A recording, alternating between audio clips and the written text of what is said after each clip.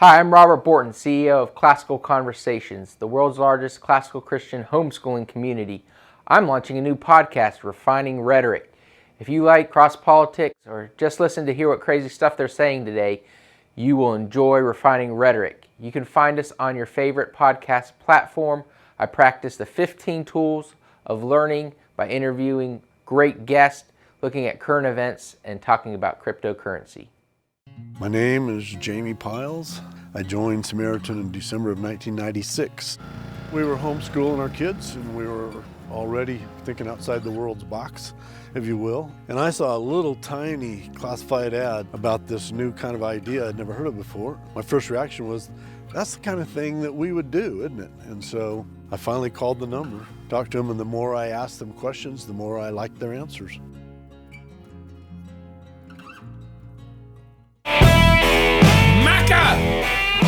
Make America Christian again. Mecca. Start yelling at people. Yeah. Wow. Hey, y'all. Welcome to Cross Politics on the Fight Laugh Feast Network. Pastor Toby Shock Knox on the Water Boy. It's good to be with you. Have you signed up for the Ark Encounter Conference in October yet? Hey, that was a question. That was a question. Where you answer me in the comments. Mecca. In the comments. Okay. Where can people get these? They can get at hats? rowdychristian.com. Yeah. Okay. Okay. Rowdychristian.com. I know the orange is bright enough. Yeah. It's You don't have Protestant to yell. orange. It's Protestant orange. That's Mecca. You didn't tell me Protestant we were orange. going to wear Protestant orange today. I wore my purple. my It does- red burgundy Is that red? shirt. That's purple. Dude, it's burgundy. No, that is not. It's Oh definitely- no. It's definitely on the red side, bro. Yeah, he's colorblind too. Hey, Man. put in the comment section. It's purple. Whoever puts the most purple in wins. Neil, make sure you doctor it up and post. This year, our Fight Laugh Feast conference is at the Ark Encounter in Kentucky on the politics of six-day creation. The politics of six-day creation is the difference between a fixed standard of justice on the one hand and a careening standard of justice on the other, which is not really a standard of justice at all. The difference between the corrosive relativism that creates mobs and anarchy on the one hand, and the freedom of objectivity, truth, and due process. All of this is built off of the fact that God made the world in 6 days, and all very good. Politics of six-day creation establishes the authority and sufficiency of God's word for all of life. From what is a man, what is a woman, when does human life begin, how is human society best organized? So come out and hear. Is America Christian? Yeah, come here, Ken Ham, Six-day creation. Pastor Doug Wilson, Dr. Ben Merkel, Dr. Gordon Wilson, Joe Rigney. I'll be there. The crew will be there. We'll be doing a live show, of course, on Saturday afternoon. Mark your calendars for October 11th through the 14th as we fight, laugh, and feast with beer and psalms. Our amazing lineup of speakers, a Rowdy Christian merch. We'll probably have piles of these hats, right? Yes. Right at the conference. But why would you want to wait till October to get your hat? Of course, we wrap it all up with a Sabbath feast. Maybe even for our brother Joel Webbon, an infant baptism or two while we're at it. Visit fightlaughfeast.com for more information today. Did I mention Joel Webbon? I was gonna say, yeah, Joe, are you coming to the conference this year? My wife, my parents, my children, we will all be there. We wouldn't miss it for the world. Did you say the Covenant family is going to be there? I'm so happy to hear that. That's right. Praise The whole house. He said, as for me and my house, Yes. we're going to be at the Ark Encounter. That's right. That's right. As for me and my house, we want to see the animals in Noah's Ark. Yeah, That's right. Pastor Joel Webbon is the And we're gonna get in the ark, yeah. and it is a type of Christ, Right. and it is for the saving of our household. Whoa. Hebrews 11. So Lord have mercy. yeah. Come on, Jesus. Do it, Lord. Hallelujah. Right. Glory. And everybody in that ark only got sprinkled. Joel Webbon is the senior pastor of Covenant Bible Church in Georgetown, Texas. You can find the website covenantbible.org, and he is president of Right Response Ministries, rightresponseministries.com. He lives in Central Texas with his whole household, his wife and his 4 kids. And when he's not doing all those other things, he just sits there for the, I don't always, but when I do meme. That's the one. Mm-hmm. Yeah, that's right. That's, Yeah. that's basically what he does right there. That's Right funny. there. That's funny. Joel, that's pretty much it. thanks for coming back on Cross Politic. Thank you for having me. Yeah, I don't always write statements on Christian nationalism, but when I do, I steal people's font. Now that wasn't my decision, to be honest. But that's the way the cookie You brought it up. You brought it up. We got to talk about it. What the heck were you guys doing, bro? Man. That's funny. Yeah, well, so we were talking a little bit offline, you guys and myself, and one of the things that we were told in this whole Twitter spat, which you can say that it's not fruitful. I think that Twitter is probably one of the last bastions of free speech that we have, and we'll see what happens with the CEO hire from Elon. But anyways, it is the public square, and it's not great for dissertations and for making long, biblically thorough arguments, but it is helpful, I think, not necessarily in winning over an opponent, but for everyone on the sidelines watching. And so for one, I'd like the record to say that that the Christian nationalist game did not start the Twitter war over this topic. And Scott Aniol would admit that himself. He started it by saying that if you're a Baptist, you can't be about Christendom. If you're a Baptist, you can't be a Christian nationalist. If you're a Baptist, then you must believe that Christian culture, that it is nominal, it's hurtful, that ultimately Christian culture is going to produce nominal seminaries, nominal pastors, nominal churches, and it's going to lead towards nominal Christians, many of them Christian in name only, professing Christians that aren't actually regenerate. Their position, to give credence to their position and not just straw man, they're concerned about regeneration. And I think they legitimately think that Christendom, they think that persecution and colosseums and being fed to lions it racks up more numbers of regenerate hearts. And a Christian nation with Christian culture and Christendom is going to lend towards a lack of purity in our doctrine, our gospel, and our preaching, and therefore a lower number of regenerate hearts. Now, they don't consistently apply that in their parenting. They catechize their kids. They don't put them in public schools, right? So they have a robust Christian culture in their homes, not thinking that it's going to lend towards a likelihood of their kids not being saved. And so we're just trying to draw out those inconsistencies. And so what happened was, I am a Baptist minister. People know that. I'm pastoring a Reformed Baptist church. And so if somebody who is, ironically, a bit of a Protestant pope says that Baptists are not allowed to do this, this theology is incompatible with the Baptist theological framework. Everybody knows that I'm a Baptist, and everybody knows that I just held the theonomy and postmillennialism conference. Right. So I didn't feel like I had an option of not responding, and so it's been Baptists responding to the G3 brothers, who are faithful brothers in so many regards, and simply saying, okay, if you just shared your position, that'd be one thing, but the initial statement that was made multiple times in multiple ways that started the whole quarrel, the whole division here is that Baptists can't do this. So what you have is a bunch of Baptists saying we can, and then you got Wilson, right? The gasoline on the fire, good gasoline, I might add, but him, with his, that time Virginia flogged a Baptist. And at the end of his article, he said, really, there's three options. Either Baptist, you may not have the historic political theology in your camp, and there's certain reasons why. Doctrinal reasons, historic reasons, but you either need to do the work or you need to stop being a Baptist, because at the end of the day, Christians, regardless of the denomination, should care more about making sure children aren't murdered than making sure children aren't baptized. And I thought that was a good word. So I'm just, looking at Doug Wilson as a spiritual father and saying, yes, sir. I'm going to do the work. So here we come, making our little statement, putting it together and trying to do the work because Doug Wilson is right. And the G3 guys are saying, hey, we're talking past each other, define your terms. We need Bible. Okay, so here's your Bible, here's your terms. But they did not appreciate the font. And so here we are. Well, did you guys... Statement on ChristianNationalism.com. So if you're watching, you're listening, and you're wondering what he's talking about, statement on ChristianNationalism.com. You can read. This is a draft version, it says, Joel. Right. So check it out. Did you guys intentionally use the font? Come on, Joe, tell the truth. Yes. Okay. Yes. Now, I didn't. I was not a part of that decision. That was a decision that was made in the middle of the night, literally right before we dropped at 6 a.m. So at first, I got to give a shout out to James. I believe it's Silberman is the way that you say his name, last name, and then Dusty Devers. They are both abolitionists. And so if you read the statement, honestly, 90% of it is it's just abolitionist language, and so it's theonomic. It's general equity theonomy taken from all the the push with the abolitionist movement, and then applying that to Christian nations. And so it's not novel. And for G3, they've entered into that position of the abolitionist position recently, just in the last couple of years, and partnered with Durbin and other guys to get abolitionist bills into in the state of Georgia, where Josh Bice is.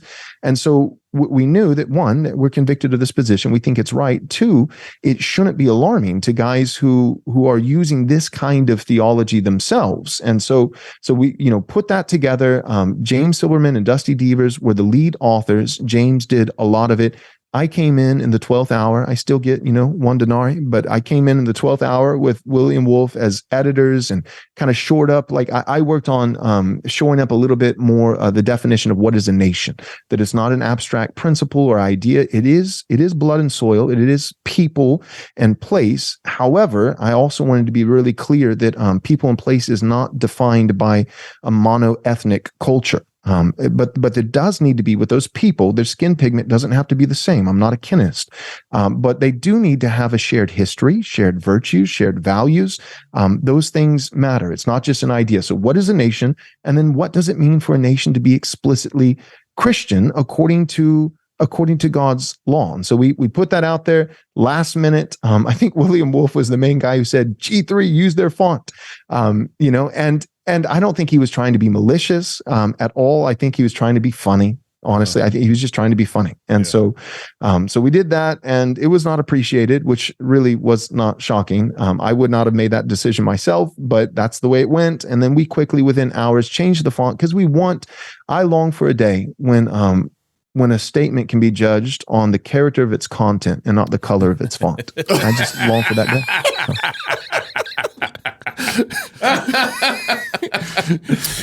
That was funny. good. That's funny. That was good.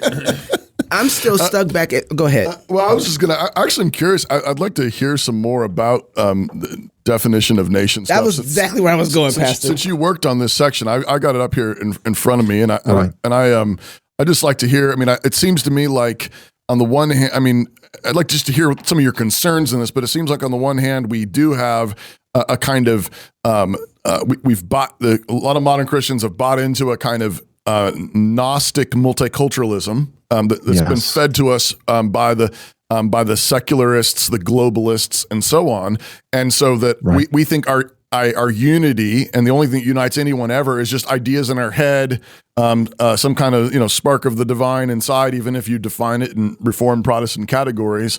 And of course, there are kinds of multicultural visions of the expanse of the gospel, the unity that we have in Christ, the end of Revelation, all these nations, tribes, tongues, worshiping the King together, and I think that makes us kind of easy targets sometimes for the secular globalist, utopian vision.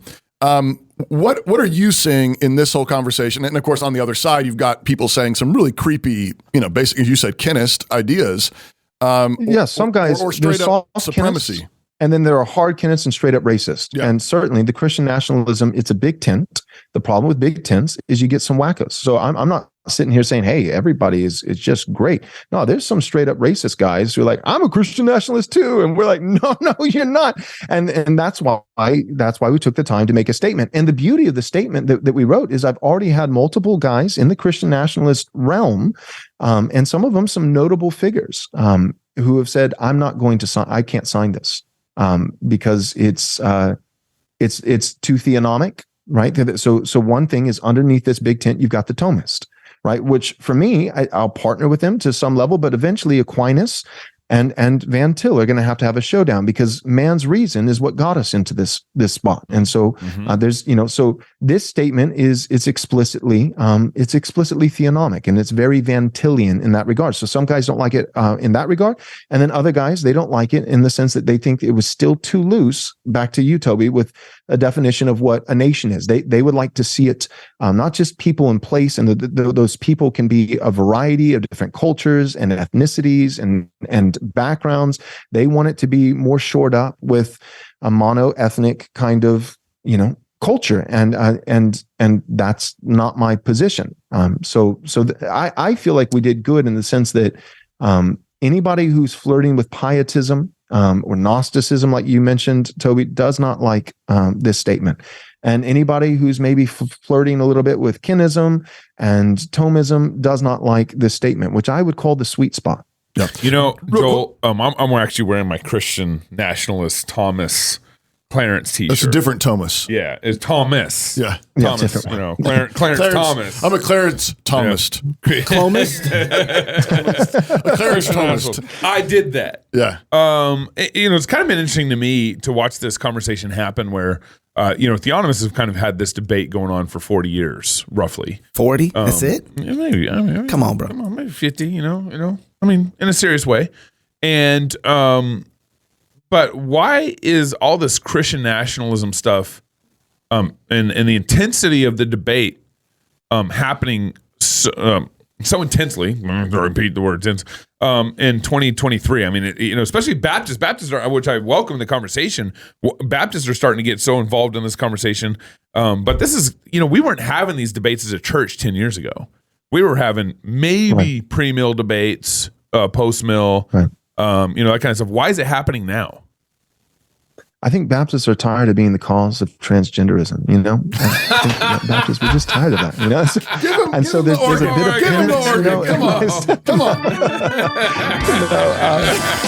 So I think you guys know, but I'll say it and I've learned a lot of this stuff from you guys. You guys have been you've been really good friends, not just Gabe, you especially, Chalk Knox, you Toby, but offline reaching out. You've welcomed me in as a Baptist, new to the game, right? I've been a theonomist, robust theonomist and postmillennial for at least 15, 16 minutes now. And so, but you guys haven't treated me that way, and so you've been humble.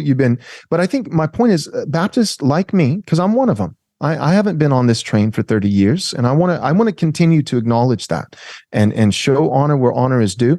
I'm very new to the game, and what red-pilled me and all my Baptist, compadres is that the world lost its ever-loving mind.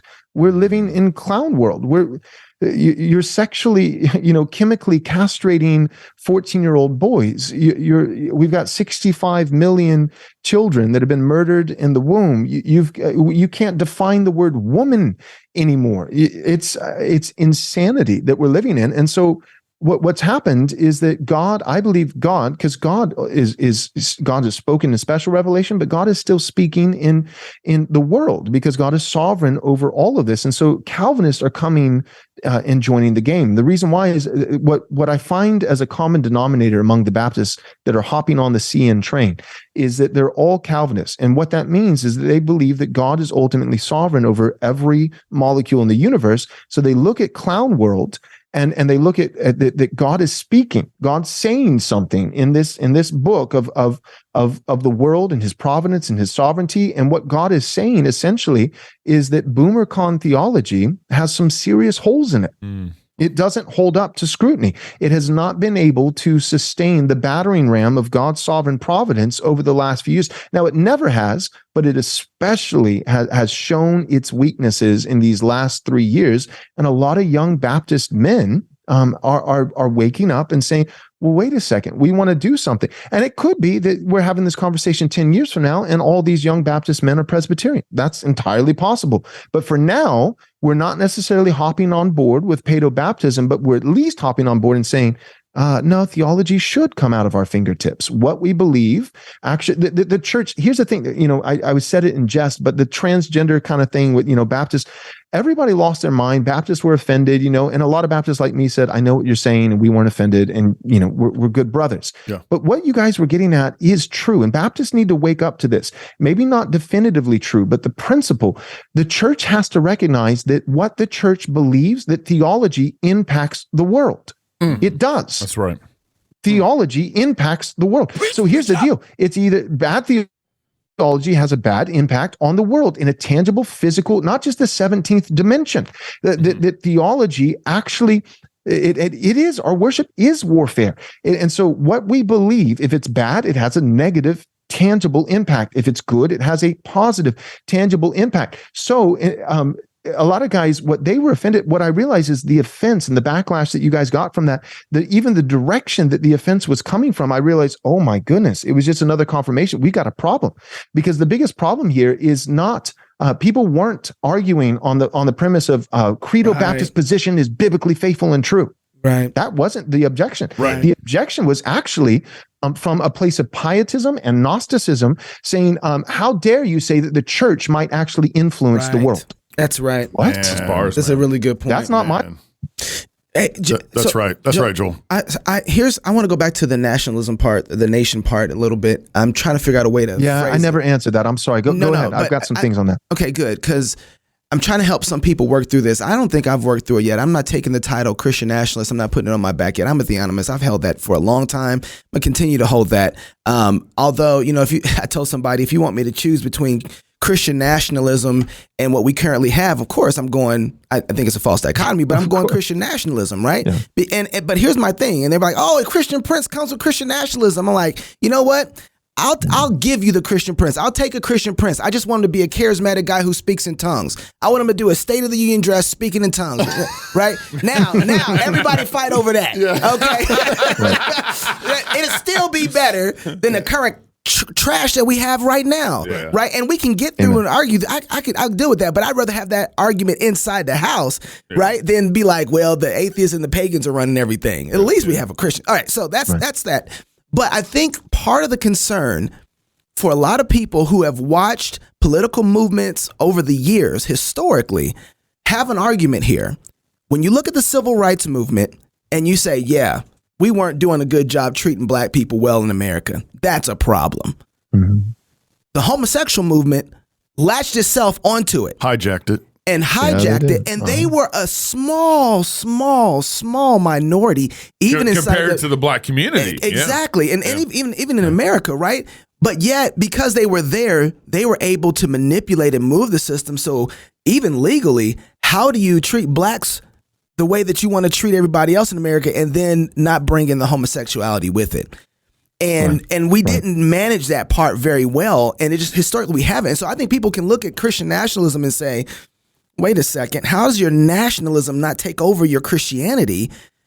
And then you already have kinism. By the way, everybody's scared of kinism. Kinism is rampant in America, and it's everywhere. So I'm not too afraid of it. Meaning in every ethnic group. Every ethnic group. Right, as soon as a black girl comes home with a white guy, everybody's looking like, oh. Well, and that's just America. But when you think of like on my grandbabies ain't gonna be black. Okay, I didn't know that. I didn't know. Yeah, on a global stage, Japan is kinist. Of course they are. Sure. So I'm not. But the reality is now it's getting inside of the system where the laws look like they could be reverting back by the way that we're pushing this new narrative. Right. So how do you keep these type of small? When you say reverting, you mean reverting back to like Jim Crow type stuff, or what do you mean? I think you could. Yeah, I think you could. That's the danger you're saying. With some Christian nationalists are talking like, let's reinstate segregation laws. Yeah, well, because when you start talking about blood and land and stuff, and then this is the same problem we had when we had the Italians coming over. They didn't have no blood and land and stuff here. What makes them be a part of the nation? They had such a hard time. Yeah. Right? Separate fountains is the answer. That's what it is. Right. Obviously. That's exactly Says the guy with the Maca hat on. So how does your nationalism not eat your Christianity up? Right. Great question. Real quick, did you guys read Age of Entitlement? Toby, yes, absolutely. We had Christopher Caldwell on the show. Yeah. So it sounds foreign and it sounds horrible to many, Americans that we've just, been drinking the Kool-Aid and have a certain way of thinking. We've been taught a certain way. Like you tell people Abraham Lincoln may not have been the best president and they lose their minds, and so likewise, I think that what happened was this de facto constitution that was placed over the actual constitution without ever having to change it in the here and now, but it effectively changed the actual constitution, and we've been living underneath that ever since the civil rights movement, and it opened the door wide open for LGBTQ plus, LMNOP, whatever. And so I think that was a mistake. I think, letting good ideas, letting virtue win out and the government not always stepping in, big government, so I like, Toby, you've used, the theocratic libertarian. I think that's a really good way of positing this. Like let businesses that say, we don't serve colored people, let them go bankrupt for being racist. You know what I mean? Rather than having a law enforcing, then, you know. So I think part of it is the 1960s did not do us any favors. But in terms of, so James White would be, James White would be worried, like, how are you going to treat the Baptists, right? Chalk is asking, like, how are you going to treat the black people? That's not what's going to happen here? And well, okay, go ahead. But the point is, there's some big changes between Christendom 1.0 and 2.0. So first, I think people need to realize we're not advocating for going back. We're advocating for going forward. We're not talking about trying to get back to exactly the way things were in America, or the way they were under Constantine, or the way that they were with King Alfred. We believe that the church is actually progressing. That's the beauty of postmillennialism, is we believe that our theology is sharpening. It took us 1,000 years to figure out doctrine of God. It took us the next 1,000 years to figure out soteriology, and I'd like to think that maybe in this third millennium, one of the things God might be up to with his bride is helping us to figure out Christian ethics, and that we would actually arrive at a conclusion that's better than we had in the first millennium and better than we had in the second millennium. So some of the differences that we have today is, one would be Abraham Kuyper. And that's not everything with Kuyper is, gravy, but the sphere sovereignty concept, that's one of the things that our brothers with G3, they don't get. We write a statement, we answer a question, we retweet, we comment, we say this, we say that. And then again, Josh Bice comes out with a Twitter poll, like, who's in favor of a Protestant Pope? And I'm like, no one is saying that. No one is saying that. That's so one, the difference of spheres, right? So it's, I think here's one thing people need to get. There's a dynamic difference between an ecclesiocracy and a theocracy. Mm-hmm. Theocracy is inevitable. It's not whether but which. Every state has a God above it, right? So when we say ecclesiocracy, that's talking about a conflation of two sovereign autonomous spheres of church and state. That would be a church-run state. We don't want the church above the state. We want Christ above the state. Separation of church and state, yay, that's great. Separation of Christ and state, no, that's bad. Because if Christ is absent, neutrality does not fill the void, but rather a false God, something nefarious, something bad, and it's only a matter of time. Classical liberalism, principled pluralism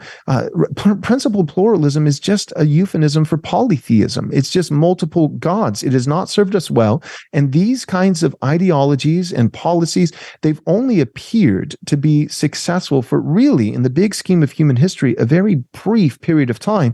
And what's actually been going on is you have one big ship of Christendom going out to sea and paganism coming into port, but these ships move slowly because God will not be mocked. A man reaps what he sows, and so we're still reaping good seed that was sowed by our fathers right before us, and we get all that harvest before it eventually runs out. And so Christendom is moving out to sea, and paganism is moving into port, and it gives these two ships passing in the night. For a moment, they line up.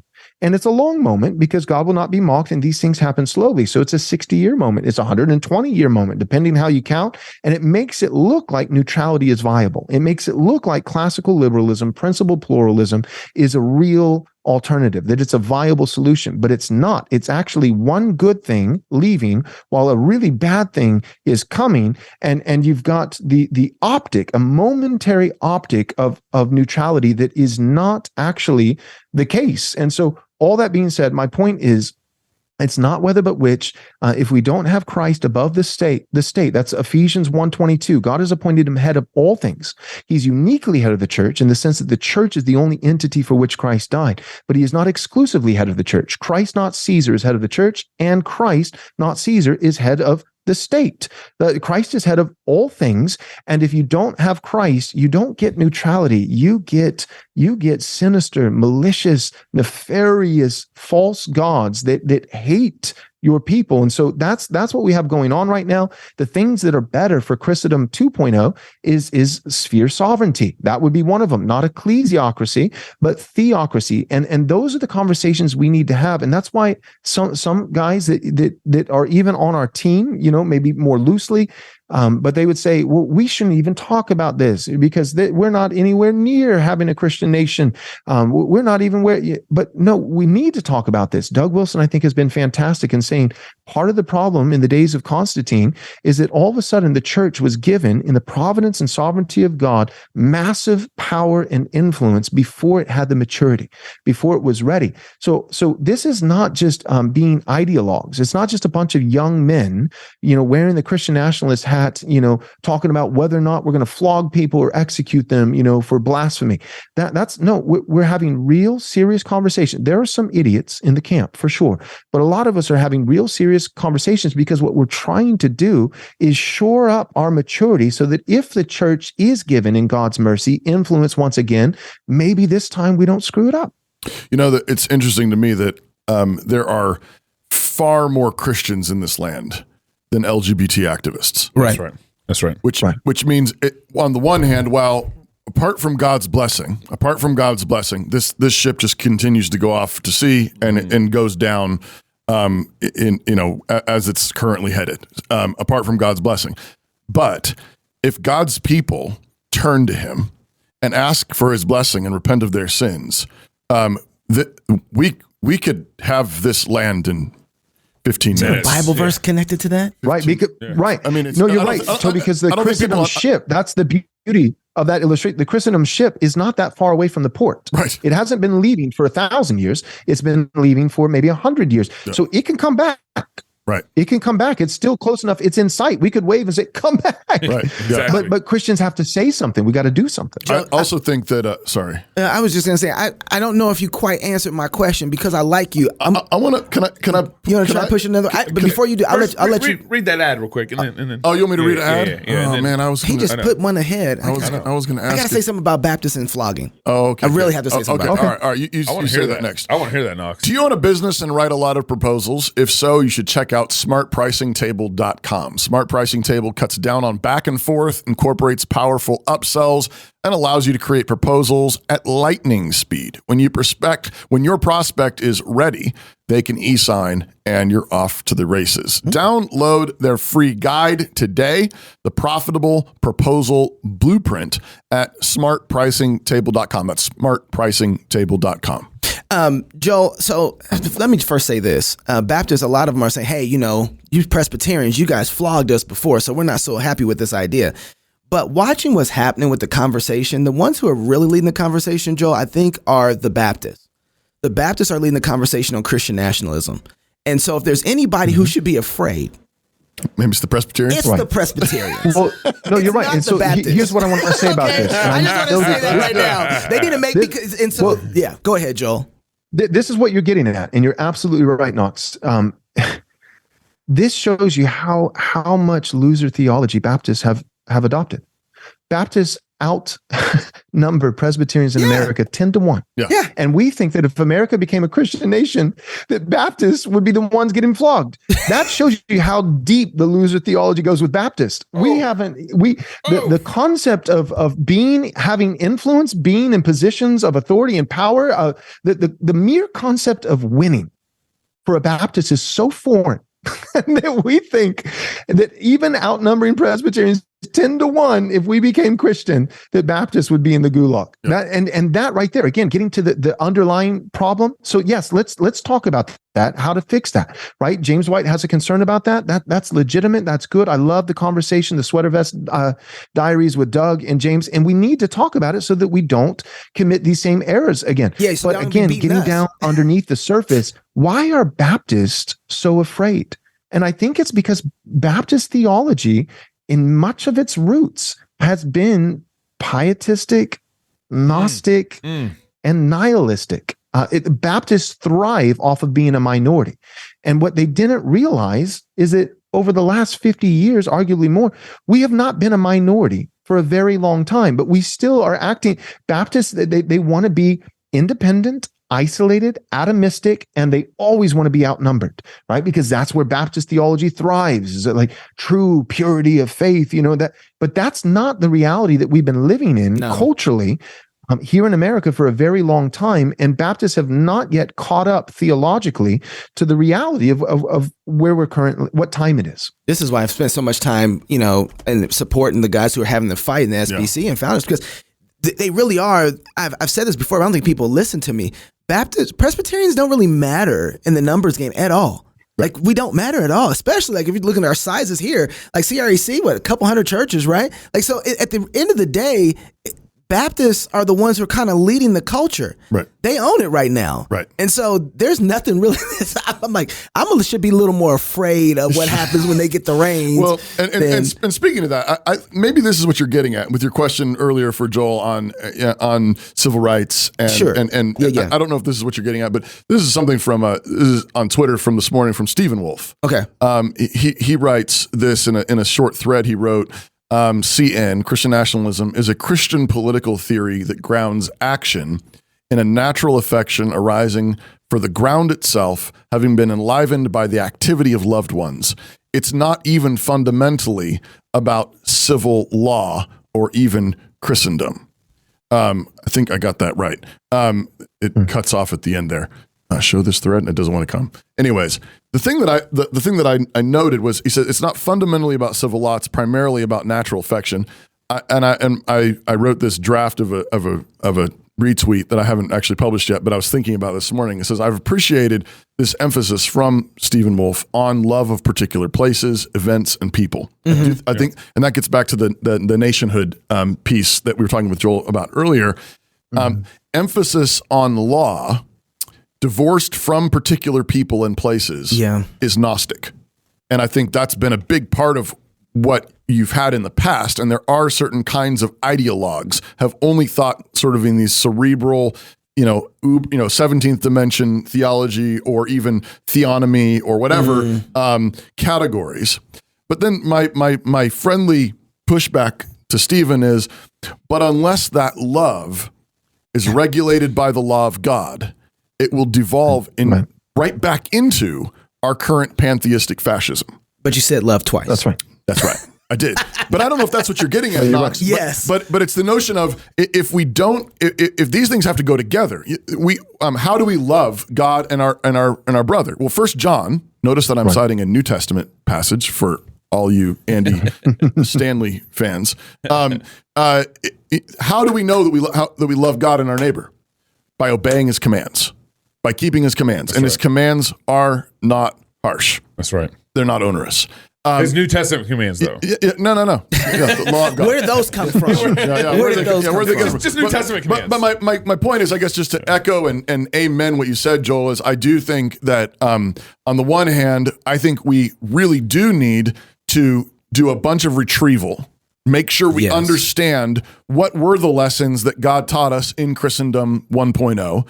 Constantine, Alfred, Calvin, all of these folks, all the way up to our constitutional fathers here in this land.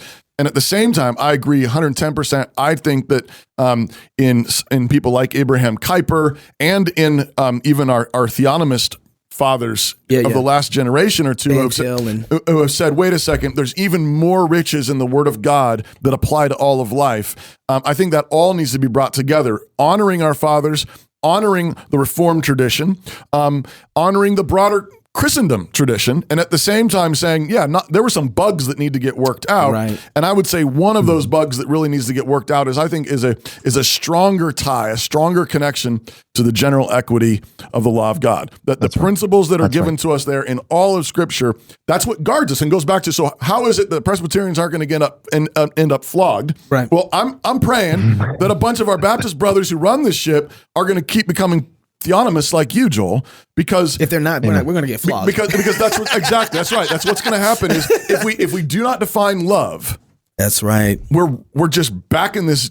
Man is the measure of all things. So you're absolutely right. Disney concentration camp. And that's right. That's the problem. So, and for those who don't know, so Stephen Wolf. First, I'll say a couple things. So I talk to Stephen Wolf every now and then offline. There's a lot of different Christian nationalist threads, and things like that, and groups where we're chatting and talking and sharpening one another. But for those who don't know, so Stephen Wolfe is all millennial, so he's not post-millennial. He doesn't particularly, he has problems with post-millennialism, and he is a Thomist, and so he's going to put a lot more emphasis on natural revelation and natural law rather than theonomy and Van Til, presuppositional approach, those kinds of things. And so some of his objections are he doesn't like the Reconstructionists. He doesn't like Rushdoony. He doesn't like Bahnsen. He doesn't like those. So for him, what's sufficient is just a collective people with natural affections for one another, seeking their true ultimate good, earthly good and heavenly good. The problem, though, is that Stephen believes that can be fully ascertained naturally.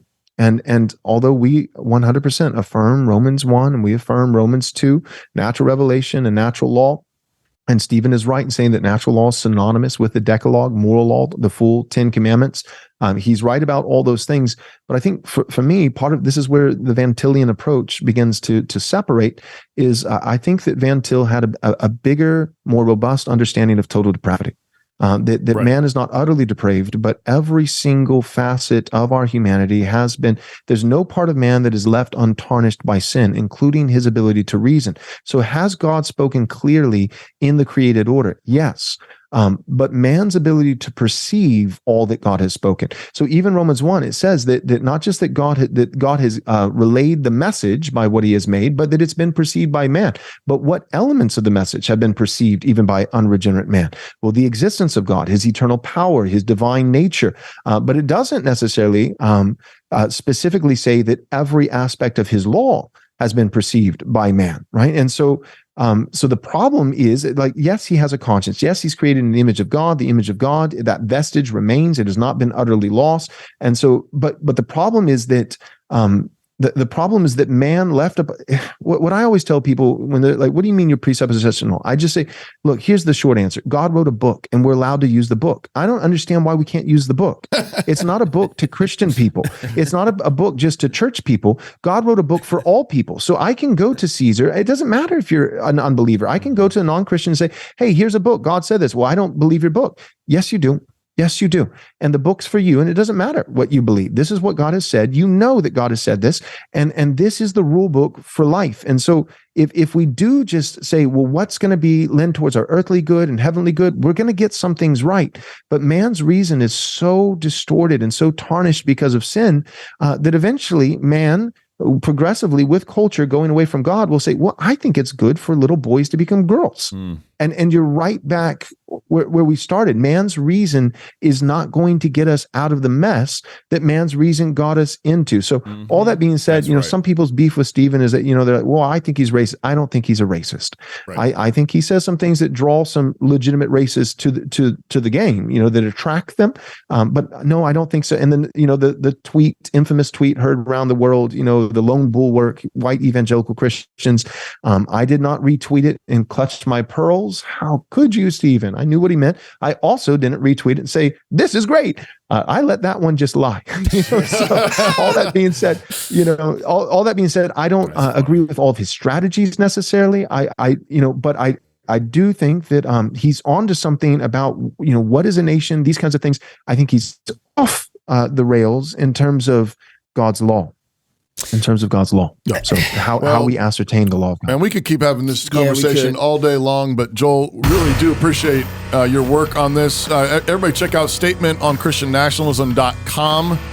Appreciate you, Joel. Thank you, Joel. If you're single, get married. If you're married, have you some kids. And if you have kids, go baptize them. Until tomorrow, love God with all your heart, soul, mind, and strength. Love your neighbor as yourself. Go fight, laugh, and feast. This is Cross Politic. I hope my son is gay. And I hope that Jesus forgives him just like he does the rest of us. Doug Wilson, Moscow minister and columnist with the Idahonian Daily News.